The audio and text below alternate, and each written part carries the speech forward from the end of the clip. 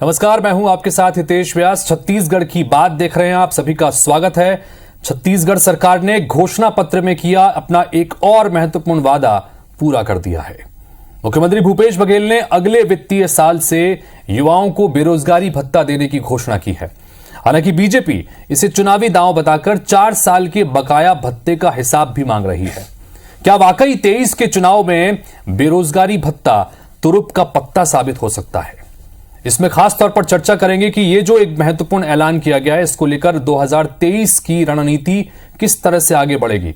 चर्चा के लिए इस वक्त हमारे साथ में 2 खास मेहमान जुड़ रहे हैं। मेरे साथ में स्टूडियो में मौजूद हैं कांग्रेस के संचार प्रमुख सुशील आनंद शुक्ल जी, साथ ही भारतीय जनता पार्टी के प्रखर वक्ता संजय श्रीवास्तव जी भी हमारे साथ में सीधे जुड़ रहे हैं। आप दोनों का बहुत बहुत स्वागत है। आपसे चर्चा की शुरुआत करें उससे पहले दर्शकों को एक बार एक रिपोर्ट के जरिए समझाते हैं कि ये जो तमाम चीजें निकल के सामने आई हैं बेरोजगार भत्ते को लेकर, क्या कुछ बयान अब तक सामने आए हैं, और सबसे खास बात यह कि हमने इस रिपोर्ट के जरिए प्रदेश के युवाओं से भी बातचीत करने की कोशिश की है। वो क्या सोचते हैं उसको भी देखिए।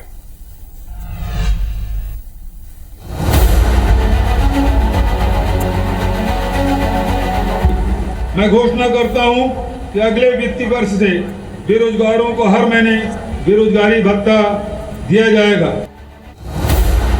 गणतंत्र दिवस के मौके पर मुख्यमंत्री भूपेश बघेल ने सौगातों का पिटारा खोला तो उसमें से युवाओं के लिए बेरोजगारी भत्ते का बड़ा तोहफा निकला।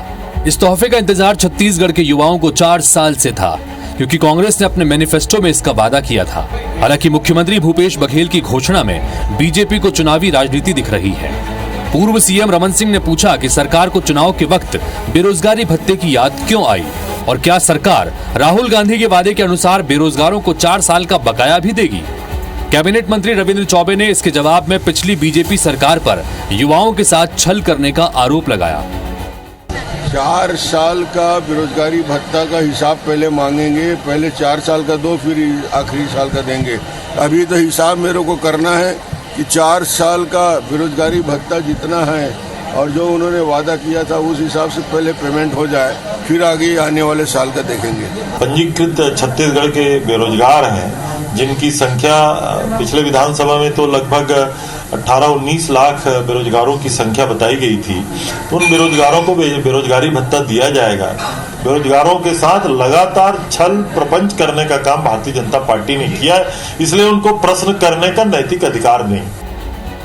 राजनीतिक खींचतान के बीच इस मुद्दे पर युवा क्या सोचते हैं ये ज्यादा मायने रखता है, क्योंकि उन्हें ही बेरोजगारी भत्ता मिलेगा और उनका वोट ही 23 की सत्ता तय करेगा। घोषणा तो किया है, लेकिन सरकार ने यही घोषणा 4 साल पहले भी किया था अपने घोषणा पत्र में लिखकर कि हम युवाओं को हर साल बेरोजगारी भत्ता देंगे। हमको भत्ता नहीं चाहिए, एक्चुअली हम युवा हैं, हमको रोजगार चाहिए। भत्ता से क्या करेंगे? कुछ बचे समय है उसमें हमें रोजगार ही दे देते।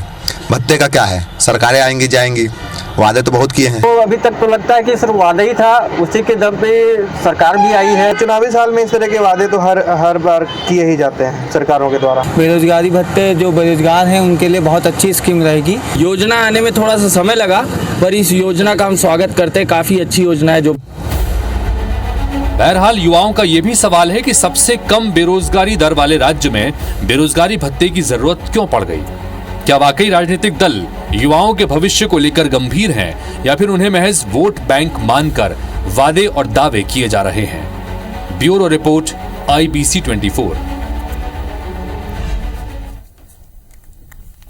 तो ये तय है कि किसी भी राज्य में जो युवा वोटर्स हैं वो बहुत महत्वपूर्ण भूमिका निभाते हैं, क्योंकि ये ऐसे वोटर हैं जिसमें से कई ऐसे वोट हैं जो वोटर्स होते हैं जो पहली बार वोट डालने के लिए जाते हैं, और ऐसे में उनका रुख बड़ा महत्वपूर्ण है तमाम पार्टियों के लिए। अब ऐसे में ये जो बड़ा ऐलान किया गया है बेरोजगारी भत्ते को लेकर, इसके क्या और नतीजे निकल के सामने आएंगे, इस पर बातचीत करने के लिए हमारे साथ में दोनों मेहमान जुड़े हुए हैं।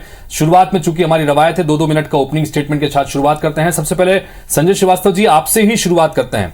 चूंकि आपकी पार्टी की तरफ से तो ये कहा जा रहा है कि हम तो 4 साल का हिसाब मांगेंगे, लेकिन फिर भी जिस तरह से ये जो बड़ा ऐलान किया गया है, चुनावी साल है, अपना ओपनिंग स्टेटमेंट दीजिए सर।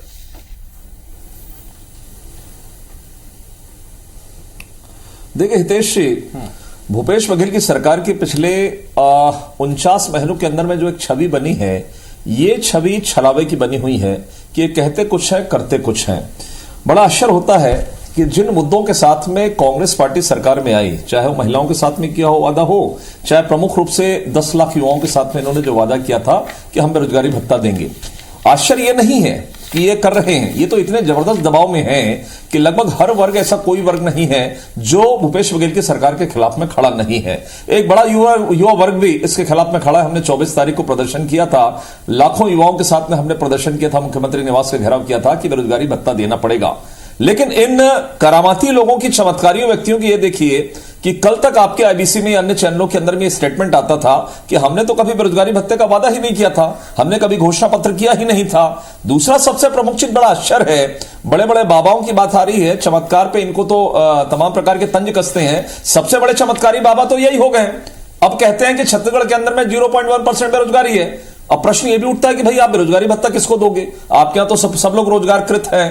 तो बड़ा आश्चर्य होता है। कुल मिलाकर 49 महीनों के अंदर में यह सरकार केवल लोगों को भ्रमित करने का काम करे। अब जब इनको अपनी पोल खुलते हुए दिखाई दे रही है कि अंतिम वर्ष में हर एक वर्ग नाराज है, चुनाव के अंदर में जाना है, क्या किया जाए? तो 7-8 महीनों के अंदर में एक प्लान फेंक दिया जाए कि हम आपको बेरोजगारी भत्ता अप्रैल से देंगे। आने वाले समय में इनको रहना नहीं है, इनके ऊपर में बोझ होना नहीं है। कुल मिलाकर एक सरकार की छवि किस तरीके की होती है, एक सरकार की नीयत, कांग्रेस के ऊपर में सवाल क्यों खड़ा होता है देश की आजादी के बाद से? इसीलिए खड़ा होता है कि आप कहते कुछ है, करते कुछ है, आपकी नीयत में खोट है, आपके डीएनए में खोट है। तो हमारे ठीक है, आपने बेरोजगारी भत्ता देने की घोषणा की है, कहीं दिक्कत नहीं, हम आपका स्वागत करते हैं, करिए। लेकिन आपने वादा किया था युवा, आपने जैसा भी आपकी रिपोर्ट में भी कहा कि युवा वो है जिसके बगैर कहीं कोई एक कदम आगे नहीं बढ़ पाता। आप में यदि थोड़ी भी नैतिकता है तो आप 2500 में भी डिक्लेयर करिए। सुशील आनंद जी, आपका भी ओपनिंग स्टेटमेंट चाहेंगे 2 मिनट के भीतर में, और जिसमें यह जानने की कोशिश होगी कि ये जो लगातार बीजेपी कह रही है कि आपने अगर करना ही था तो शुरुआत में कर देते, अब आप चुनावी साल आया उस वक्त कर रहे हैं, तो सिर्फ ये चुनावी फायदा लेने के मकसद से आपने ऐलान किया है। जी सुशील। देखिए हितेश जी, बेरोजगारी भत्ते को लेकर लगातार छत्तीसगढ़ में भारतीय जनता पार्टी के नेता भ्रम फैलाने की कोशिश करते रहे, झूठ बोलते रहे। मैं आज एक चीज स्पष्ट कर दूं, मुख्यमंत्री जी ने जो ये बेरोजगारी भत्ता देने का ऐलान किया है, यह कांग्रेस की सरकार की जन कल्याणकारी, जन सरोकार वाली नीति का परिणाम है। हमने अपने जन घोषणा पत्र में कभी भी बेरोजगारी भत्ता देने का वायदा नहीं किया था। मैं स्पष्ट कर दूं आपके चैनल के माध्यम से, ये भारतीय जनता पार्टी का भ्रम था। हितेश जी, हमने अपने जन घोषणा पत्र में युवाओं से वादा किया था, बिंदु क्रमांक 4 में, घर घर रोजगार, हर घर रोजगार। इसके तहत छत्तीसगढ़ के युवाओं को राजीव मित्र योजना के तहत रोजगार दिया जाएगा, जिसके तहत 10 लाख बेरोजगार युवाओं को सामुदायिक विकास से जोड़कर समाज सेवी गतिविधियों में भाग लेने पर न्यूनतम प्रतिमाह 2500 रुपए कमाने का अवसर प्रदान किया जाएगा। यह था हमारे जन घोषणा पत्र में।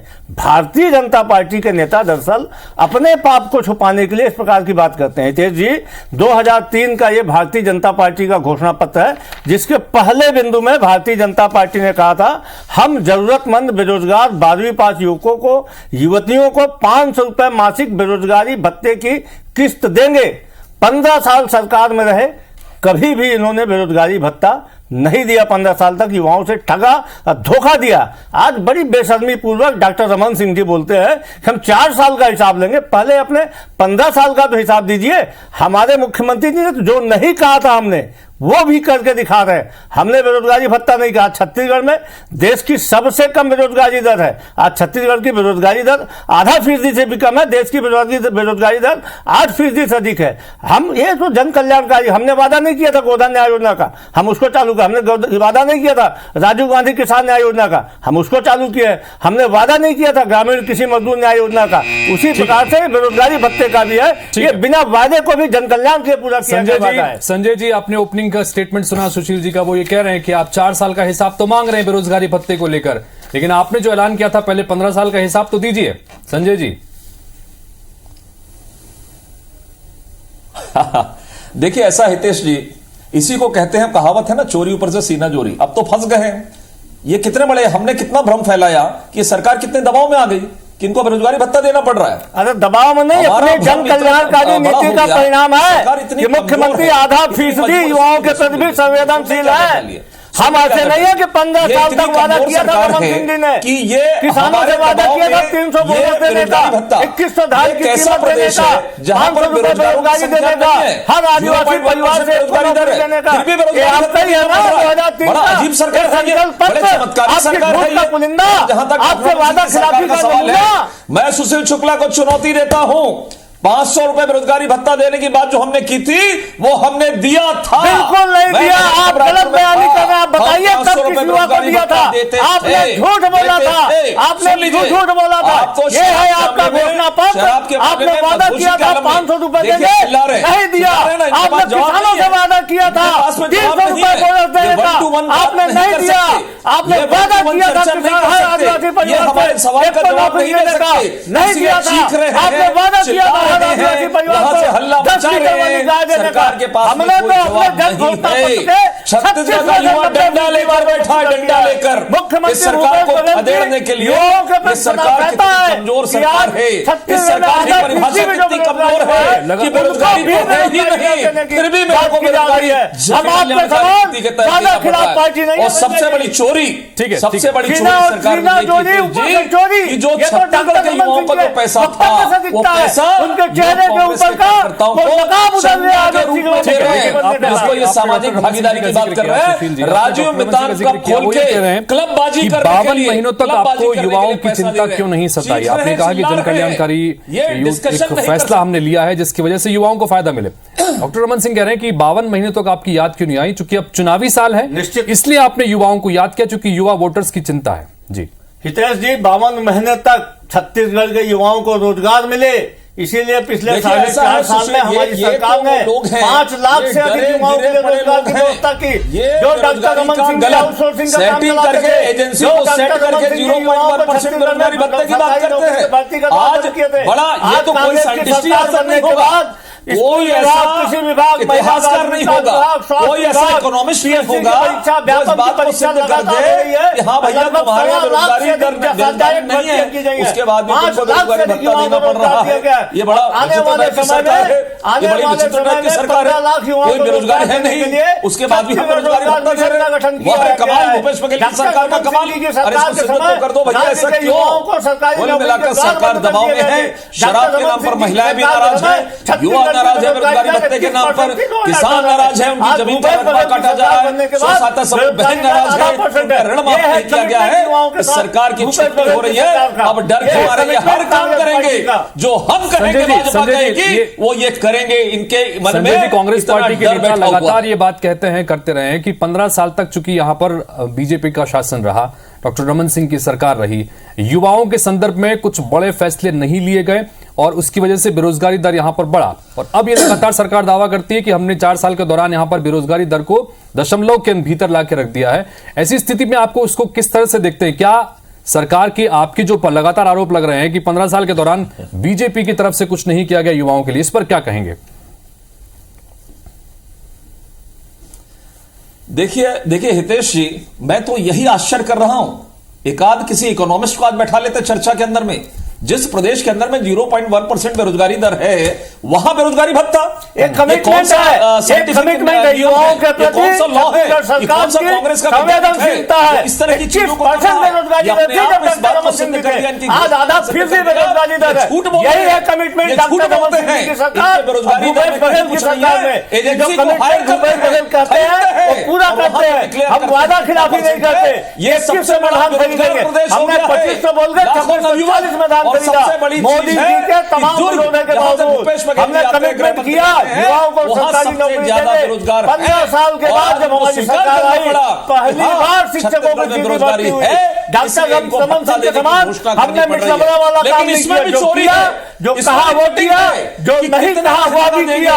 आज किसानों को 2640 रुपए मिल रहा है, युवाओं को रोजगार मिल रहा है। 1,50,000 रुपए छत्तीसगढ़ और संविदा कर्मचारी नहीं है, छत्तीसगढ़ एक और सवाल संजय जी इसी विषय से संबंधित, क्योंकि हम कहीं न कहीं जो तमाम ये डिबेट कर रहे हैं 2023 के चुनाव की रोशनी में ही जानने समझने की कोशिश कर रहे हैं जी, नहीं मानेगा। आज पूरे छत्तीसगढ़ में बेरोजगारी छाई हुई है। ठीक है, ठीक है संजय जी, छत्तीसगढ़ में ठीक है, एक सवाल भारतीय जनता पार्टी के लोग हैं। हमने संजय जी अपने आप को देख रहे हैं आईने में, छत्तीसगढ़ के युवा को रोजगार मिल रहा है, आधा बेरोजगारी है, देश की बेरोजगारी 50 साल 1972 के बाद सबके पायदान में। अरे मोदी जी से पूछिए, हर साल 2 करोड़ युवाओं को रोजगार देने का वादा कहा गया। अरे मोदी जी से पूछिए कि अभी तक 5 साल हो गया रोजगार मिलना था, इस हिसाब से छत्तीसगढ़ से भी 19 लाख कांग्रेस की जो आदत है कि पैसा ठीक है संजय जी, चलिए संजय जी यहाँ एक महत्वपूर्ण बात, चलिए ठीक है, तमाम आरोप प्रत्यारोप के बीच में घरे में लाकर खड़ा किया है कि आखिर बेरोजगारी, ठीक है, तमाम आरोप प्रत्यारोप के बीच में एक महत्वपूर्ण सवाल संजय जी, अब तो कांग्रेस की तरफ से ये ऐलान हो गया, हमने चूंकि इस मामले में कुछ निष्पक्ष युवाओं से भी बातचीत करने की कोशिश की, जानने समझने की कोशिश की कि वो इस ऐलान को लेकर क्या सोचते हैं। ज्यादातर युवा खुश नजर आए कि हाँ ये जो फैसला हुआ है ये अच्छा हुआ है। जाहिर तौर पर भारतीय जनता पार्टी के लिए चुनौती तो है, अगर युवाओं के बीच में ये मैसेज गया, क्या आप लोगों की तरफ से इसको लेकर कोई रोड मैप या आपको लगता है कुछ प्लानिंग युवाओं के संदर्भ में भारतीय जनता पार्टी की तरफ से? इसका जवाब दीजिए। हितेश जी, आपने बिल्कुल सही प्रश्न किया है। इस सरकार के साथ में यही विडंबना है। आपको याद होगा कि इनके जनघोषणा पत्र से प्रदेश का हर एक वर्ग खुश था।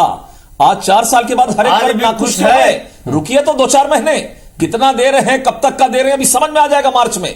इनकी नीयत में खोट है, मैं कह रहा हूं। एक बार फिर से ठगने का प्रयास किया इन्होंने। भूपेश बघेल जी एक बार फिर ठग रहे हैं, कांग्रेस एक बार फिर ठग रही है युवाओं को। ये कुछ नहीं करने वाले, इनकी ताकत नहीं, आपने ठगा था, महिलाओं को आपने ठगा था, आखिर ये बताएं कि 5वें साल में क्यों, 5वें साल में क्यों जो गरीबों के मकान का पैसा खा सकता है, पीएम आवास का, बेरोजगारों को पैसा क्या देगा, पैसा खूटी है नहीं, बाजार में ताला बचाने चले गए। ठीक है सुशील जी, इन सबके बीच एक सवाल है, सुशील जी इन सबके बीच एक सवाल है कि क्या सरकार की योजनाओं में इस तरह का कोई रोड मैप, इस तरह की कोई आप लोग आगे लेकर चल रहे हैं कि ये बेरोजगारी भत्ते की बजाय युवाओं तक रोजगार पहुंचाया जाए, बेरोजगार युवाओं तक रोजगार पहुंचाने के संदर्भ में भी कुछ काम हो ताकि बेरोजगारी भत्ता ना देना पड़े? क्या इसके संदर्भ में भी कुछ रोड मैप सरकार खुद बेरोजगार हो रहे हैं, दूसरे को क्या रोजगार देंगे? तभी तो हमने छत्तीसगढ़ रोजगार मिशन का नवंबर 2023 में खुद बेरोजगार हो रहे हैं। 5 साल में 15 लाख युवाओं को रोजगार मिलना चाहिए, मिलेगा। ये खुद बेरोजगार हो रहे हैं। छत्तीसगढ़ रोजगार मिशन का गठन मैं जानना चाहता हूँ 2004 में क्यों नहीं किया गया, 2005 में क्यों नहीं किया गया? दरअसल भारतीय जनता पार्टी की नीयत करते रहेंगे। 15 साल में 9 मात्र सबको लगाएंगे गोबर बिनने में, सबको लगाएंगे गोबर बिनने में और एजेंट बनाएंगे शराब की दुकान में। व्यापम की एक परीक्षा एक साल में 4-4 बार करवाते थे। रोजगार दे रहे हैं, भ्रष्टाचार उठाइए, अड्डा बनाइए युवाओं को, और नहीं तो शराब की दुकान में एजेंट बनिए, सेल्समैन बनिए और घर घर जाकर शराब भेजिए। ठीक है, समय की मेरे पास बाध्यता है, समय की बाध्यता है, मुझे फाइनल कमेंट्स लेने हैं, फाइनल कमेंट्स लेने हैं। संजय जी 20 सेकंड के भीतर फाइनल कमेंट कीजिएगा। ये एक बड़ा कम से कम दाव यहां पर चला है कांग्रेस सरकार की तरफ से, ये तुरुप का पत्ता भी साबित हो सकता है। आप इसको किस तरह से ले रहे हैं? फाइनल कमेंट दीजिएगा 20 सेकंड के भीतर सर।